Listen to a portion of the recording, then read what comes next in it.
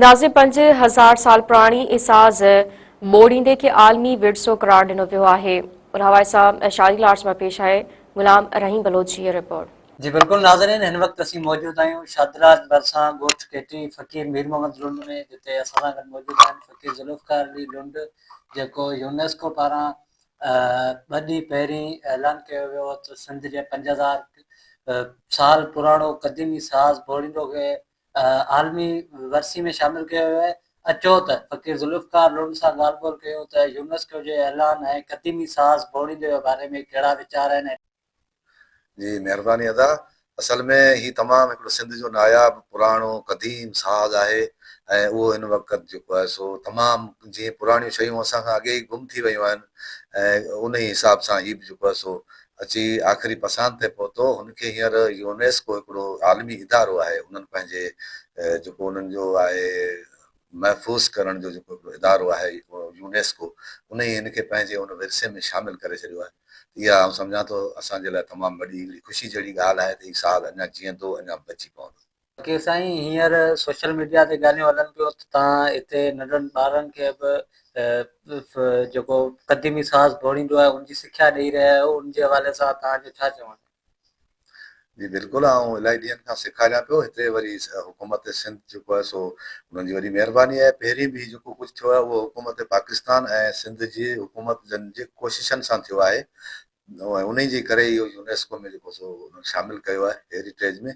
ऐं हीउ जेको आउं सेखारियां पियो उहो त संपा असांजो सिंध गवर्नमेंट जो इदारो आहे जेको जाम शोरे में खुलियल आहे, पर आउं हिते हिते बि पंहिंजे ॿारनि खे सेखारियां थो ऐं उते बि वेंदो आहियां। महीने में हिकिड़ो दफ़ो उन्हनि खे बि सेखारींदो आहियां।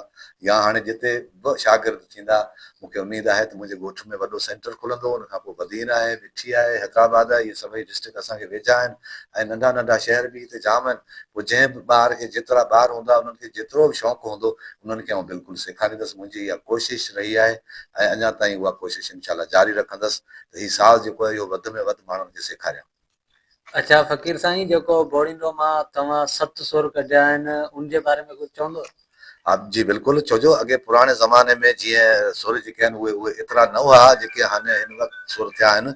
उन्हनि सुरनि खे बिल्कुलु मूं जदीद अंदाज़ सां ऐं हिन वक़्तु जेको आहे सो कीबोर्ड आहे या जेके इंटरनेशनल साज़ आहिनि दुनिया जा, उन्हनि सभिनी दुनिया जे साज़नि सां हिन भोड़ी खे वॼाए सघिजे थो। ऐं अव्हांखे वॼाए ॾेखारियां थो।